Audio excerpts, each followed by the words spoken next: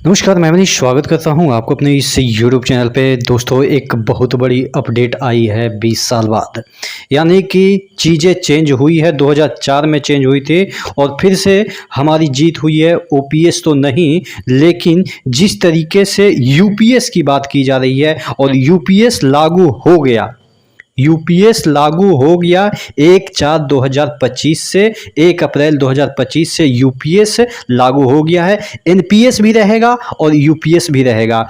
आपको चूज करना है कि आप यूपीएस में जाइएगा या एनपीएस में रहिएगा। दोनों चीज़ों के बारे में हम जानकारी देने वाले हैं। अश्वनी बिजनेस पर अभी अभी लाइव होके सब जानकारी दिए हैं। आपको सिंपल भाषा में चीज़ें समझाएंगे। यहाँ पे यूपीएस यानी कि यूनिफाइड पेंशन स्कीम की कैबिनेट की मंजूरी मिल गई है और इसकी घोषणा भी हो गई है। यहाँ पे देखिएगा, जितने भी स्क्रीनशॉट है वो मैं आपको समझा देता हूँ कि क्या क्या है और जो चीज़ें हैं वो आपको समझ में आ जाएगी। देखिएगा, जो आपका यूपीएस पेंशन स्कीम की मंजूरी सरकारी कर्मचारियों के लिए। अब यूपीएस में क्या क्या 5 पॉइंट इन्होंने बताए हैं कि क्या क्या होने वाला है, वो आप देखिए। पहला पॉइंट मैं सबसे पहले समझा देता हूँ कि क्या है कि आपको 50% पेंशन मिलेगा ही मिलेगा। ये 100% हो गया। 12 महीने का एवरेज सैलरी लास्ट के लिए जाएंगे। सपोज किसी मंथ में आपका हो गया 60,000 और किसी मंथ में हो गया 50,000। होता है ना कि इंक्रीमेंट लगता है, तो 12 मंथ का लास्ट का सैलरी और उसको 12 से डिवाइड कर देंगे। तो सपोज आपका 55,000 एक महीने का सैलरी आ रहा है, तो 55,000 का 25 कितना हो गया, 27 साढ़े 27,000 आपको सैलरी मिलेगा ही सैलरी करें पेंशन मिलेगा ही मिलेगा। उसके बाद डियरनेस अलाउंस भी उस पर मिलेगा, महंगाई भत्ता भी मिलेगा। तो ये 100% हो गया। लेकिन इसके लिए आपको कितना साल की ज़रूरत है नौकरी करने का? 25 साल मिनिमम होना चाहिए। कोई कहेगा कि सर मेरा 24 साल है, तो क्या मुझे उतना नहीं मिलेगा पेंशन, 50% नहीं मिलेगा? तो नहीं, आपको भी मिलेगा, लेकिन उस प्रपोर्शनेट के में कि 24 साल में कितना बनता है, क्या आपका 48% ही बनता है ये पेंशन। तो यानी कि जितना कम एज हो जाएगा सैलरी वो आपका जो सर्विस का, उतना आपको प्रपोर्शनेट में नीचे चला जाएगा। किसी का 40% ही बनेगा। अगर कोई 20 साल नौकरी करता है तो वो तो फॉर्मूला के आधार पे आपको पता चल जाएगा। ठीक है, तो ये सबसे बड़ा पहला पॉइंट हुआ। दूसरा पॉइंट की हम बात कर लेते हैं। जो 5 पॉइंट इसमें यूपीएस में है वो मैं पहले आपको समझा देता हूं। दूसरा पॉइंट है कि 60% जो फैमिली को पेंशन दिया जाएगा। अगर किसी बंदे का भगवान न करे ऐसा हो कि मृत्यु हो जाती है। सपोज आपने 15 साल जॉब किया, एक सिंपल टर्म में समझिए, 15 साल जॉब किया और 15 साल के बाद किसी की मृत्यु हो जाती है, तो क्या इसको तो पेंशन नहीं मिलेगी? आप लोग में से कहना है चूँकि 25 साल चाहिए किसी भी पेंशन के लिए, 50% पेंशन के लिए, तो नहीं, 15 साल के अराउंड में इनको जितना पेंशन मिलना चाहिए। सपोज इनका बेसिक है 60,000 और 60,000 बेसिक है। इस जब आप जॉब कर रहे हों तो उस समय 60,000 और 60,000 पे आपकी डेथ हो जाती है और 15 साल आपने जॉब किया, तो 60,000 का 30,000 बनना चाहिए पेंशन। लेकिन आपको 15 साल आपने जॉब किया है तो आपको उसी प्रोपोर्शनल में 30 नहीं होके कितना हो जाएगा, 40% ही आप मान के चलिए, 6-24 यानी कि आपका 24,000 सपोज पेंशन हुआ। तो 24,000 आपका पेंशन हुआ, ये नहीं कि फैमिली का पेंशन हुआ। 24,000 जो आप 15 साल जॉब किए, मर गए, तो आपका 24,000 उस समय पेंशन बन रहा था। अब उसका कितना फैमिली को मिलेगा? 60%, यानी कि 24 का 60%। तो आप समझ जाइए कि कितना होगा। 25,000 भी अगर मानते हैं तो 25 छक्का 150, यानी कि 15,000 आपके फैमिली को मिलेगा। इस तरीके से समझिए। अगर आप जिंदा होते और 15 साल में ही आप रिटायर होते तो आपको कितना मिलता? यहाँ पे जो भी है 50% यानी कि 30,000 मिलता। लेकिन आपकी फैमिली को कितना मिल रहा है?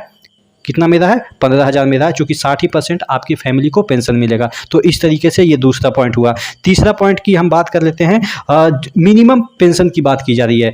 आप अगर 2 ही साल जॉब किए, 15 महीना ही जॉब किए, 20 महीना ही जॉब किए, या 20 दिन ही जॉब किए, तो कहेंगे कि सर 20 दिन जॉब किए हैं तो हमको पेंशन सरकार क्यों देगी? 20 दिन तो जॉब, इवन एक दिन भी अगर आपने जॉब किया है तो आपको पेंशन तो नहीं देना चाहिए। आपने एक दिन का जितना नौकरी किया है उतना तो सैलरी भी नहीं बनेगा, उससे ज़्यादा आपका पेंशन मिल जाएगा। तो मिनिमम पेंशन की बात की जा रही है कि 10,000 प्लस उस पर डीए जो है वो मिलेगा ही मिलेगा। यानी कि एक दिन भी, 1 घंटा भी अगर आपने जॉब किया है तो आपको मिनिमम पर महीने 10,000 प्लस जो भी डियरनेस है वो मिलेगा। ये हो गया तीसरा पॉइंट। चौथा पॉइंट की बात करें तो डियरनेस रिलीफ आपको हर एक जब पेंशन मिलता है तो डियरनेस रिलीफ आपको मिलता है, वो भी ऐड इसमें होता रहेगा। फिर पांचवा पॉइंट की बात करें तो लमसम पे की बात की जा रही है। लमसम पे करने का मतलब ये हुआ कि आप अगर 30 साल की नौकरी कर लेते हैं, 30 साल की नौकरी कर देते हैं तो 6 महीने का आपको जो पे प्लस डीए, यानी कि आप समझिए कि 6 महीने का सैलरी आपको एक्स्ट्रा मिलेगा।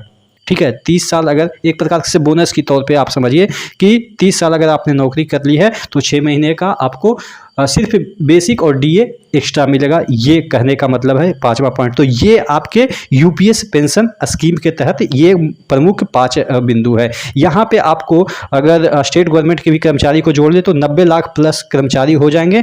और इसमें ये बताया जा रहा है कि आपका जो 19 में क्या हुआ था, मोदी जी ने जो कंट्रीब्यूशन एनपीएस में था वो पहले 10% सरकार करती थी, उसको 14% कर दिए। लेकिन 19 में उसको 14% कर दिया मोदी गवर्नमेंट ने। अब जो है वो 18.5% करने जा रहा है कंट्रीब्यूशन। अगर आप एनपीएस में ही रहना चाहते हैं, ये एक आप कह सकते हैं ऑफर दिया गया है कि आप एनपीएस में रहें या ओपीएस में रहें, आपकी मर्जी। लेकिन अगर आप एनपीएस में रहते हैं तो जो आपका 10% कटता है वो तो कटेगा ही, लेकिन सरकार जो 14% आपको दे रही थी अपने तरफ से वो बढ़ा के कितना करने जा रही है, 18.5, जो कि आपका कब से लागू हो जाएगा, ये 1/4/2025 से। तो अब आपके दोनों हाथ में लड्डू हैं, इधर वाला खाएं या इधर वाला खाएं, ये आपको डिसाइड करनी है। और मुझे लग रहा है कि अब ऑप्शन नहीं बचता है कि अब एनपीएस से या जो आपका यूपीएस है उससे ओपीएस की ओर बढ़े। हाँ, अभी भी बहुत सारे लोग कहेंगे कि ये ऐसा झुनझुना पकड़ा दिया, तो मुझे लग रहा है कि एनालिसिस का विषय है, बाद में देख लेंगे कि क्या मुनाफा क्या घाटा है। लेकिन फिलहाल एक बहुत बड़ी जो है वो खबर आई है कि आपको एनपीएस में रहना है या ये आपका जो है यूपीएस में रहना है। और यूपीएस का क्या फ़ायदा है, एनपीएस का क्या फ़ायदा है, वो आप लोगों को मैंने समझा दिया। आशा करते हैं चीज़ें समझ में आई होगी। चैनल पे नए तो सब्सक्राइब जरूर कर दीजिएगा। नेक्स्ट वीडियो मिलते हैं, तब तक के लिए जय हिंद।